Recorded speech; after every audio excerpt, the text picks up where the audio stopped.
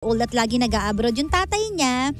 Kaya longing siya lagi na ipakita yung medals niya, trophies niya. Tapos nung umuwi, finally sabi niya, ay ito na, makakasama ko na si Papa. Pero hindi pa rin niya maramdaman yung pagmamahal. Kasi sinabihan daw siya na kahit ilang medals pa o trophy, hindi naman ako bibilib. Ay, ganun.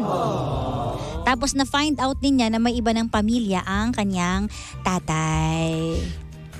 Ayun, sige, hinga ka muna. Hindi, kasi napapaisip ako habang pinapakinggan ko bakit ang laki ng galit sa'yo ng tatay mo?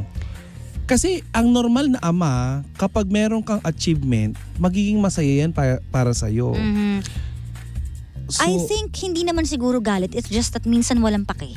Pero hindi Bakit walang pake ang tatay mo sa iyong tagumpay? Na 'di ba dapat siya yung naghahangad na mas magandang buhay sa iyo? Saan nang kasi ganito ayokong i-invalidate kung ano yung nararamdaman ng ating sender, no? Pero kasi may mga kabataan, hindi ko sa nilalahat, may mga kabataan na kapag napapagalitan, ang lalim-lalim kaagad ng kanilang nararamdaman na sakit sa puso or dinadamdam nila sa kanilang magulang, which is minsan yung tough lover na magulang nami-misinterpret lamang. 'Di ba? Which is yung ginagawa, alam mo ito ikaw gandang Kara, alam ko dinidisiplina ka ng magulang mo. Ano yung pinakamatinding pandidisiplina sa'yo ng nanay mo? Matindin. Ako, nasampal ako. Kasi kasalanan ko. Dahil nag-cutting ako. Akala niya nasa school ako, nasa mall pala ako. Nasampal ako ng sobrang lakas. Kami, ang dami namin pinagdaanan, hazing kung baga. Ganun kami paluin ng nanay namin dati. At saka ni isang graduation, sa akin, wala akong natatandaan na pumunta si Mami Grace. Ako din. Nanay ko din. Yes. Alam mo, hindi ako nagdamdam. Alam mo kung bakit? Kasi that time may natutunan ako na imagine kung wala ka palang wala kang nanay doon sa mga panahon na yon na na marunong ako maglakad mag-isa, kaya kong bitbitin mag-isa kung ano man yung na-achieve ko. 'Di ba yung mga ganon?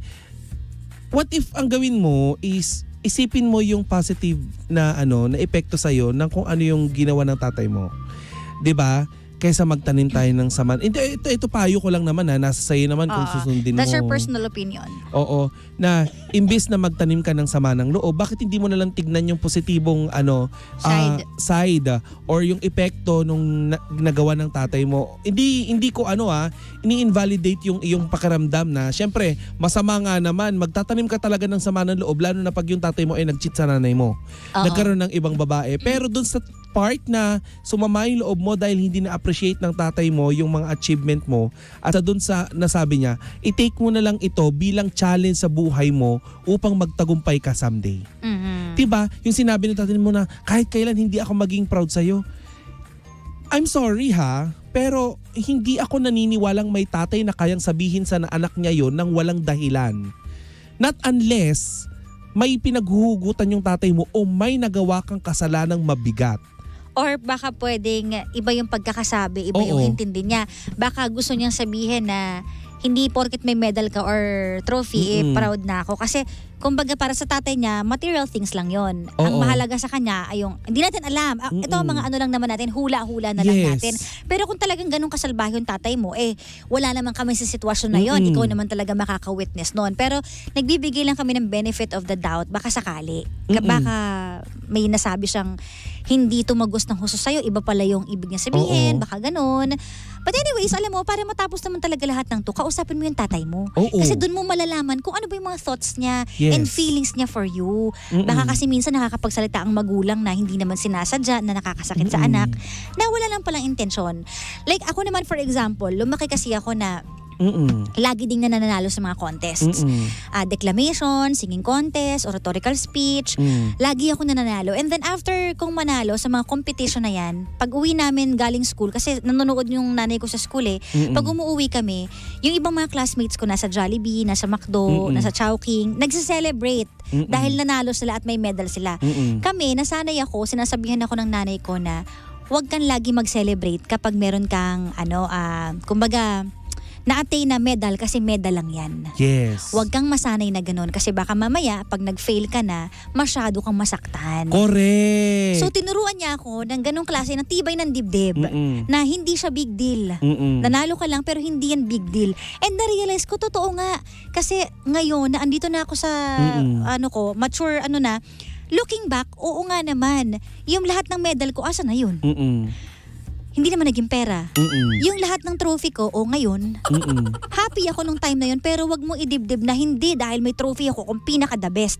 So para ikinintal niya sa akin na maging humble ka pa rin pala, na wag laging, hindi, celebration kasi ako nanalo. Kasi lumalaki yung ulo mo habang lagi mong ginagawa. So tama na siguro yung paminsan-minsan, pero wag mo ikintil sa utak mo na parang ako yung pinakamagaling sa lahat. So sinanay niya akong ganun, kaya natutunan ko na maging humble, na okay, award lang yan. At saka may dagdag ko lang doon sa kwento mo na hindi kayo naghahanda or nagpupunta ng Jollibee. Alam mo, ang pinakamaganda dyan na naituro sa'yo ng nanay mo, tinuruan ka ng nanay mo na hindi ka makukontento sa kung ano lang yung napanalunan mo. Ang dapat mong i-celebrate ay yung something bigger than what you have right now. Pwede. Diba? Huwag kang kasi huwag ka nang tumigil doon. Kasi kapag nag-celebrate ka, ibig sabihin, eto na yun eh. Yes. Eto na yung tagumpay. Hindi. May mas tagumpay pa doon sa tagumpay, doon sa pinakatagumpay. Yun yung titignan mo. Oo. Tsaka sa akin naman, ang pinakatagumpay para sa nanay ko ay hindi yung mga material things, hindi yung pagkakaroon ko ng medals or ng trophy. Para sa akin ang pinakatagumpay daw ay kapag maging mabuting tao ako. Actually. Yun. So yun talaga na dapat always humble. And tinuruan niya ako na kahit ano pa itsura ng isang tao, huwag kang makikitawa sa mga classmates mo. 'Di ba? Uso sa school may binubuli. Pero binubuli sa amin noon na may batik-batik yung lips. Lahat sila nagtatawa ng alam mo naman ng mga bagets. May ganyan. Kahit makitawa, wag na wag mong gagawin. Kasi by doing that, parang sinasang-ayunan mo na rin sila na nang aapi ka. Paano kung kapatid mo yun? Paano kung nanay mo yun? Sabi niya, ikagaya ko, pangit ako. Gusto mo ba na pinagtatawanan din ako? Sabi niya gano'n. Sabi ko, oo nga no. Paano kung kamag-anak ko yung pinagtatawanan nila? So pantay-pantay daw dapat ang tingin ko sa bawat tao. May ipin o wala, may buhok o wala. Iisa lang. Kasi pantay-pantay lang daw tayong lahat. Correct. Ganon. Eto pa maidagdag ko lang din ano pangalan niya? Si Marco. Marco, eto kesa magtanim ka ng sama ng loob o magkaroon ka ng doubt sa pagmamahal sa'yo ng tatay mo o problemahin mo pa ang mga nangyari sa nakalipas, eto na lang. Huwag mo na lang gayahin kung ano yung alam mo na mali sa'yo ng tatay mo doon sa magiging pamilya mo in the future. Kung hindi sapat sa'yo yung atensyon na ibinigay sa'yo ng tatay mo at pagmamahal, edi mahalin mo yung magiging anak mo in the future ng higit pa sa pagmamahal mo sa sarili mo. Para nang sa ganon, 'di ba, maputol na doon sa henerasyon mo yung kumbaga ginawa ng tatay mo sa inyo. Nakapag-usap ka sa tatay mo. Hindi naman malaking kasalanan ng pakikipag-usap sa magulang. Pwede mong gawin 'yon. Minsan lang takot tayo. 'Di ba? Kasi parang feeling natin na hindi naman ako papakinggan yan, okay na, hindi naman ako mahal niyan. Malay mo may reason pala siya. At malay mo, by doing that, matauhan din siya. Kung nafe-feel mo hindi ka na-acknowledge, sabihin mo. Baka hindi pa niya alam lahat ng nararamdaman mo, paghihirap mo, lalo na nung wala siya, di ba? Ganon. Ayun napayuhan na natin si Marco. Doon naman sa mga magulang ayan. Wag nating kalilimutan na yung mga anak natin, yung mga pinag-aaral natin, na kapag may achievement, masarap din sa pakiramdam na medyo natatapik natin sila sa kanilang balikat na anak, ang galing mo. Correct. Kasi that is something na magpo-fuel dun sa kanilang kakayahan upang nang sa ganun ay magtagumpay din sila sa kanilang mga buhay-buhay. Oo. 'Di ba? Paano ka naman kasi gaganahan sa pagtatrabaho kung or sa sa paglaban mo sa buhay or sa pag-aaral kung nakikita mo na yung taong pinagsusumikapan mo na nabuhatin sa balikat mo hindi ka naman sinusuportahan. 'Di ba? Kaya kayo mga magulang, responsable po natin, responsable niyo po mga nanay, mga tatay na maski papano ay i-fuel up ninyo yung dignidad o kaya yung kakayahan ng inyong mga anak, lalo na yung tiwala nila sa kanilang mga sarili upang nang sa ganon ay magtagumpay sila sa kanya-kanyang path na gusto nilang tahakin.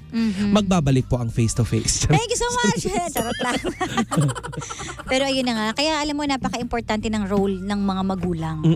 Lalo na sa paghubog sa kanilang mga anak. Yes, they are the ultimate guide for a child. Kung ano yung ugali ng anak nyo, di ba lagi mong tinatanong sa bata, sinong nanay mo? Ang bait mo Hindi ka nila tatanungin kung anong pangalan mo. Sinong nanay na itong batang to? Napakabuting bata. Kaya gano'n. ganun. At kaya yung mga magulang, palakihin nyo din maging mabuting anak. Speaking of Ang magulang, inyong mga anak. kagabi bilib na bilib ako sa anak mo. Pagkadating mo galing ng trabaho, pinagluto ko niya ng pagkain. Alam mo, isang halimbawa yan na maganda ang pagpapalaki ng magulang sa kanyang anak, yung si David. Oo, diba? kasi kagabi, nakauwi na ako ng bahay. Anong oras ako nag-chat sa'yo? 9 ba? O 10? 10 na. 10 p.m. na. Kasi galing pa ako ng radio, nagsundo sa school, tapos diretsong dabing sa Makati. So sabi ko, pagod na pagod ako buong araw. Hindi na ako nakapag-dinner. So pagdating ko ng 10, gising pa siya, nag-aaral kasi siya. Tapos sabi ko, pagod na pagod ako. Tapos kumuha na siya ng damit ko pambahay. Automatic kasi yung binibigyan niya ako ng damit pambahay para makapagbihis ako. Nasa kama lang ako sa pagod na pagod ako, hindi pa ako makain. Maya-maya, bumaba ako kasi magsi-CR ako. Pagbaba ko, ay, nagluluto na siya ng pagkain ko nang hindi ko inutusan. Diba? Hindi mo na kailangan utusan. Sabi ko, ang sweet naman, pinagluto ako. Nagluto ng samyang na noodles, tapos nag-init pa ng tinapay.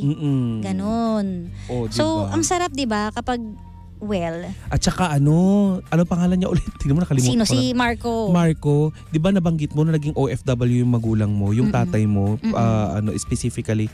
Alam mo, kaysa magtanim ka ng sama ng loob sa tatay mo na nasa ibang bansa siya at nagtatrabaho, bakit hindi mo na lang tanungin sa kanya kung ano yung paghihirap niya doon? 'Di ba kasi hindi mo din alam kung paano niya, 'di ba, itinaguyod or paano niya itinaguyod yung pamilya niyo. 'Di ba? Oo, alam mo, magandang start yung makipagkwentuhan ka sa tatay mo. Yung small yung buhay mo doon nung Oo, yung small talks na yan, magiging malaki yan eh. Kasi siguro dahil sa dala na rin ng paghihiwalay nyo ng mahabang panahon, tapos malayo kayo sa isa't isa, hindi na kayo close. Nag-create na ng gap yung mga sama ng loob. Kumbaga may wall na sa inyo. Ganon. Kaya tiyagain mo lang, malay mo naman, and tell him how you feel. Yes. Napaka-importante niyan. Diba? Napaka-iksi ng buhay para maghulaan kayo ng nararamdaman. Correct. Well, sana maging okay din yung tatay niya. Sana ma-realize din ng tatay niya na may anak pa siyang nangangailangan din sa kanya. So sa tatay ni Marco ha. Diba? Ganun. Correct. Anyways, siya, overtime na tayo. Maraming salamat, Tita Cara. Maraming salamat. And first time ha, sa unang pagkakataon na pag-upo ko sa Sincerely Cara, ang seryoso ko. Correct. Kaya ayan. Bakit? Maraming salamat. Bukas ulit, you can send your story sa ating fan page, Sincerely Cara. Maraming salamat. Bukas ulit, 12 noon to 3 p.m. Ako makakapiling nyo, nag-iisang chicks ng radyo.